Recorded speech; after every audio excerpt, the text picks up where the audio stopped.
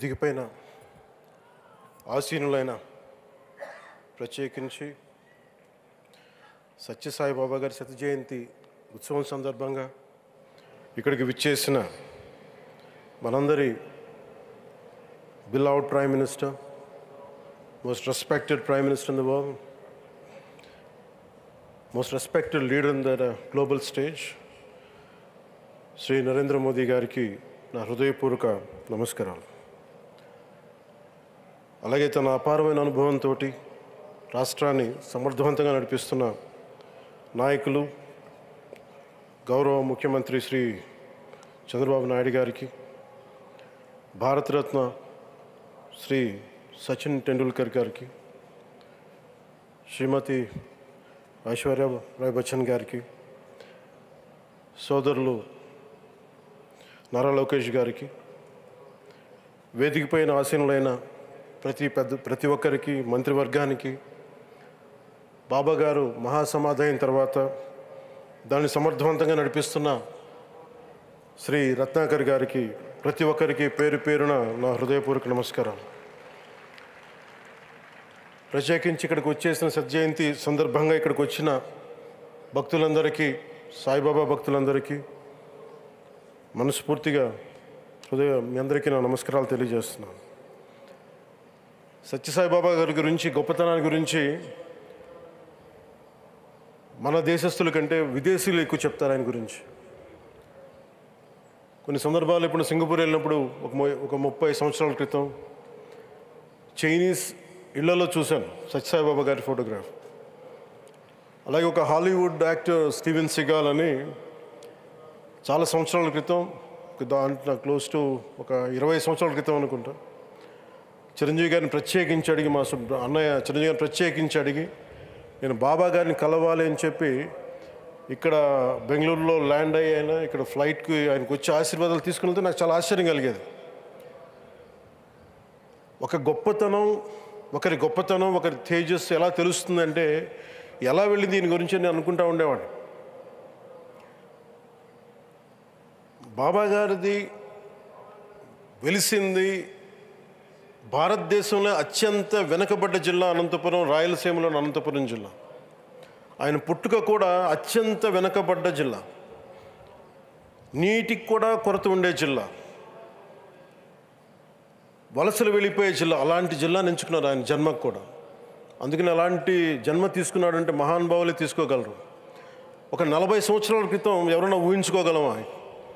దేశ విదేశాల నుంచి చాలామంది భక్తులు, విదేశీయులు అందరూ వచ్చి దీని అభివృద్ధికి పాటుపడతారని. సో ఒక ఆధ్యాత్మిక తేజస్సు, విశ్వ ప్రేమ ఉన్న వ్యక్తుల వల్లే ఇది సాధ్యం. అలాంటి వ్యక్తుల కోసం ప్రత్యేకించి గౌరవ ప్రధానమంత్రి నరేంద్ర మోదీ గారికి ఇష్టమైనది ప్రజలందరికీ కనీసం ఒక 50 లీటర్ల నీళ్ళు ఇవ్వాలి, అది రక్షిత మంచినీరు ఇవ్వాలి. అలాంటి పథకం, ఒక 50 లీటర్ల నీళ్ళు కనీసం ఇవ్వాలి అనేది ఒక వ్యక్తికి ఆ సంకల్పం నరేంద్ర మోదీ గారు దీన్ని ముందుకు తీసుకొచ్చారు. ఒక ప్రభుత్వ పరంగా దీన్ని ప్రధానమంత్రి గారు తీసుకొస్తే, ఒక ఆధ్యాత్మిక గురువుగా ఏ ప్రభుత్వం ఆలోచించినప్పుడు, ప్రభుత్వాలే దీని గురించి సగటు వ్యక్తికి నీరు ఎలా అందించాలనుకున్నప్పుడు దాన్ని ఆలోచించింది సత్యసాయిబాబా గారు ఆలోచించారు. అప్పుడు ముఖ్యమంత్రిగా చంద్రబాబు గారు ఉన్నప్పుడు వారికి ఒకటే చెప్పారండి, నేను ప్రజలకి దాహం తీర్చాలనుకుంటున్నాను.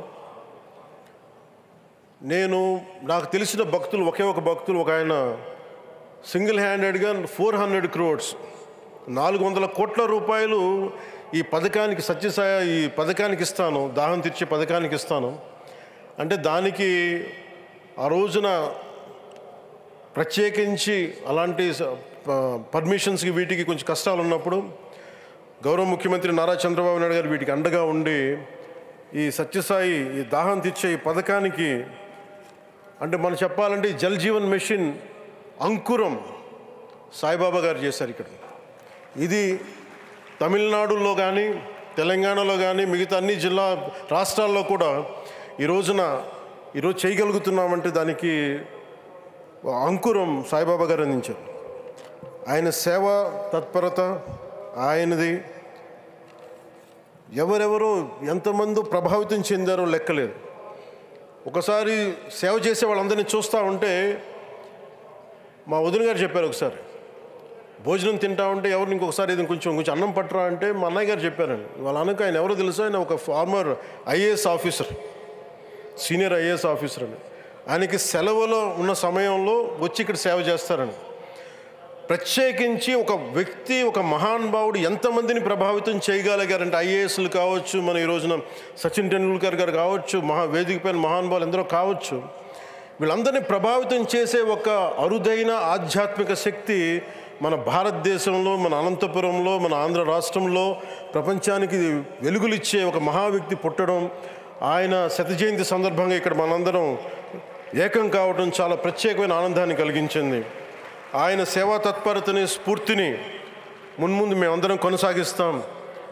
గౌరవ ప్రధానమంత్రి అవర్ బిలౌడ్ ప్రైమ్ మినిస్టర్ ఆధ్వర్యంలో మేమందరం కొనసాగిస్తామని తెలియజేసుకుని, ఇదే సేవా తత్పరతని ముందుగా అందరం కొనసాగించాలని తెలియజేసుకుని సెలవు తీసుకున్నాను. జై హింద్.